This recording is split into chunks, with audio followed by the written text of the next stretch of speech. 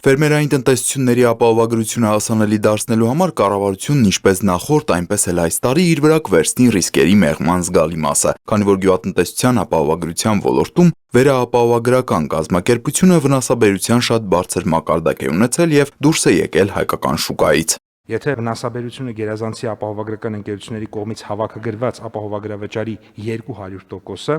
ապա կառավարությունը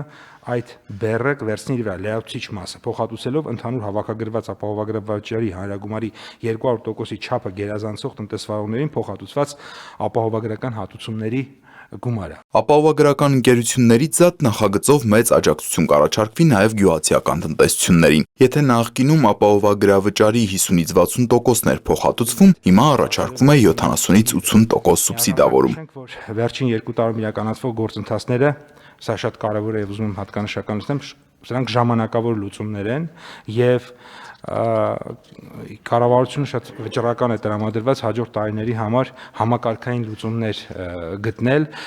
որոնք ոչ միայն ապահովագրության ոլորտին են վերաբերվում, այլ նաև զուգահեռ ենթակառուցվածքների։ Այս տարի կապահովագրվեն Ծիրանը եւ Խաղողը, իսկ Ցորենի, Գարու, Վարսակի դեպքում հասանելի կլինի միայն երաշտի ռիսկից ապահովագրությունը։ Ընդհանուր առմամբ 2025-ին 4 ռիսկերից՝ գարնանային ցրտահարություն, երաշտ, կարգտահարություն եւ հրդեհ, կապահովագրվի 13 մշակաբույս՝ Ծիրան, Խաղող, Դեղս, Կարտոֆիլ, Սալոր, Խնձոր, Բալ, Կեռաս, Ձմերուկ, Սեղծ, Ցորեն, Գարի եւ Վարսակ։ Վարչապետը հարկ համարեց այս համատեքստում խոսել գյուղացիական ապահովագրավճարներից օգտվող անբարեխիղճ տնտեսվարողներից։ Որոշակի չարաշահումներ չասեմ, բայց ինչ որ բանաձևեր են գտնվում, որի արդյունքում, եթե ճիշտ է այս տեղեկատվությունը, որի արդյունքում ստացվում է, որ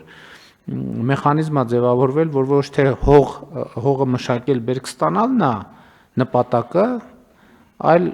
հողը ապահովագրել, ապահովագրական վճար ստանալն է նպատակը։ Փաշինյանը հավելեց, հիմա կառավարությունը փորձում է գյուղապահովագրական համակարգը Հայաստանի Հանրապետությունում փրկել, ինչու, որովհետև ըստ նրա այդ ապահովագրության համակարգի ներդրումը բերել է ինչ-որ անառողջ գործընթացների։ Երբ որ պարոն Պապոյանը նշած սարքավորումները մենք ձեռք բերենք, արդեն մենք էլ թաքուն տեղերը կարկուտների կիմանանք եւ այդ պարագայում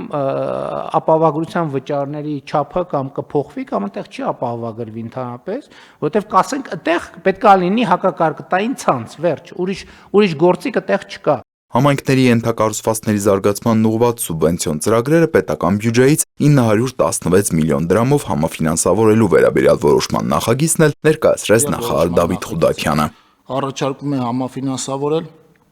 12 համայնքների թվով 14 ծրագիր։ Նիկոլ Փաշինյանը ավանդույթը չխախտելով հերթով ներկայացրեց ֆինանսավորվող ծրագրերը, ապա եւ նախագիծն ընդունվեց։ Հաջորդ նախագիծը վերաբերում էր կառավարությանը ներկայացրած Ազգային ժողովի Հայաստան խմբակցության առաջարկությունների մասին որոշմանը, համաձայն որի ֆինանսների նախարարի ձևակերպմամբ ակնկալվում է կասեցնել հարկման բեռի աճը։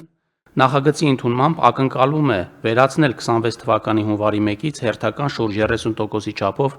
գույքահարկի բեռի ավելացում նախատեսող օրենսդրական դրույթը։ Այնինչ նախարարի խոսքով մինչև 2021 թվականի հունվարի 1-ը անշարժ գույքի հարկման նպատակով որպես հարկման բազա հիմք են ընդունվել կադաստրային արժեքները, որոնք եղել են խիստ թերագնահատված, եւ ոլորտի բարեփոխման նպատակը շուկայական արժեքի մոտարկված արժեքների հիման վրա հաշվարկվող համակարգին անցում կատարելն է եւ դրանով իսկ տեսանելի հարստությունը եւ ունեցվածքին համարժեք հարկում ապահովելը։ Վահե Հովհաննիսյանը նշեց, որ որոշման նախագիծն ընդունելի չէ։ Նիկոլ Փաշինյանն էլ արձագանքեց. պետբյուջեն անշարժ գույքի հարկի գումարից 0 եկամուտ է ստանում եւ այդ հարկվող գումարները ստանում են համայնքները։ Դրա արդյունքում է, որ 2019-ից համայնքային բյուջեներն ավելացել են։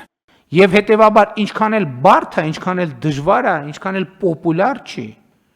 մենք այս որոշումը կայացնել ենք եւ պինդ կանգնելու ենք այս որոշման վրա, պինդ կանգնելու ենք այս որոշման վրա։ Կներեք, այս հարցում չի լինելու ոչ մի կոմպրոմիս, բացարձակապես ոչ մի կոմպրոմիս, որովհետեւ մենք այս հարցով ստիպում ենք, որ համայնքը զարգանա, ստիպում ենք, որ համայնքը ավելի լավ ապրի, ստիպում ենք, որ գյուղը ցեխի միջից դուրս գա։ Ստիպում ենք եւ իհարկե մյուս կողմից է սուբվենցիաներով ֆինանսավորում ենք։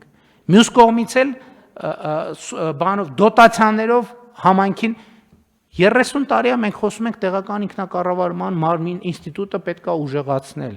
Ոնց են ուժեղացնում։ Կենացով սենց են ուժեղացնում։ Վարչապետն ասաց, որ ծիծաղելի գներով սեփականության վերաբաշխում է տեղի ունենում եւ իրենք դրանից նույնիսկ տեղյակ չեն լինում։ Ուստի պետք է շատ հրատապ որոշումներ կայացնել։ Խոսվեց նաեւ աճուրդների անցկացման գործընթացից։ Ըստ գլխավոր դատախազի, այդ մասով պետք է փոփոխություն անել եւ ռեալ ապահովել հանրայնությունը։ Նիկոլ Փաշինյանն այս համատեքստում մարզպետներին հանձնարարեց ընթացքի մեջ գտնվող ինչքան աճուրդ կա, բոլորը հատատ նայել եւ կասեցնել։ Իսկ որոշման նախագծին կառավարությունը տվեց բացասական եզրակացություն։ Տիգրան Հուակիմյան, Հորիզոն։